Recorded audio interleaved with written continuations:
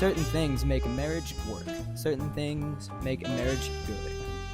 Society will try and tell me that I must be a strong man. And I must also find a pretty woman with long hair. Ooh la la. You see, I was always taught that boy meets girl, falls in love, gets married, and forgets the world. And the love that exists between them will be enough to keep them together forever. They were wrong. Realizing that they were wrong, I decided I must venture out on my own to try and figure out what it would take to make a good marriage. So, here we have me. I am single, yet, as I am single, I realize that I am not alone. Because spirituality is an important part of who I am as a person, as a human being, I realized that I must try to foster this relationship between God and I. The love that exists between the two of us is agape love.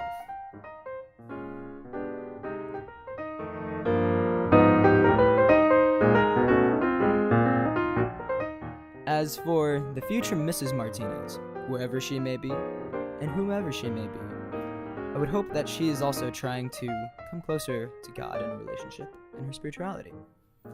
And the love that exists between them, of course, is none other than the agape love that I share with God. This is total self-sacrifice, no matter the cost. Now, of course, when we do meet, there might exist between us Eros.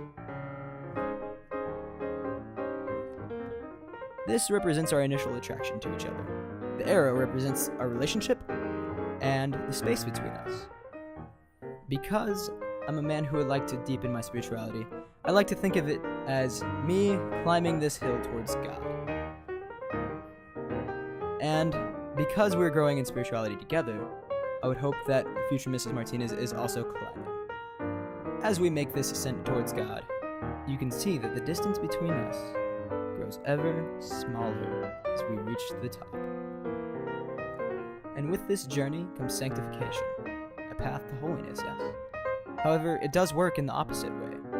You see, if we begin to become complacent in our faith and not strive for the very best for us and for each other in terms of relationship with God, then we fall away from each other. And you can see the distance between us becomes, well, pretty dead.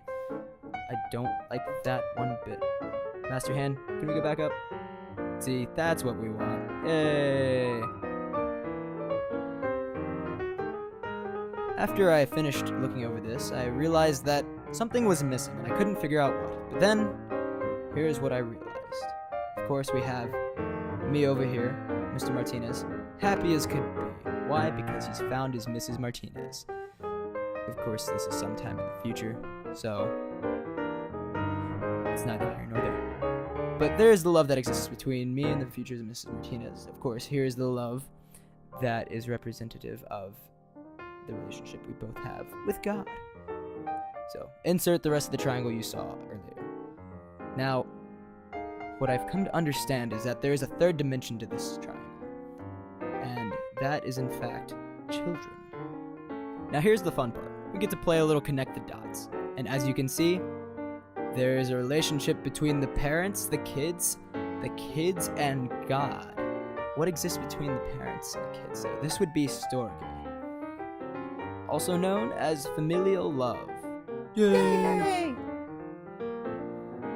As Master Hand is illustrating for you here, parents share the love with the children. Now, children, seeing their parents in love with God, might, in fact, foster a relationship with God themselves, entering into agape love.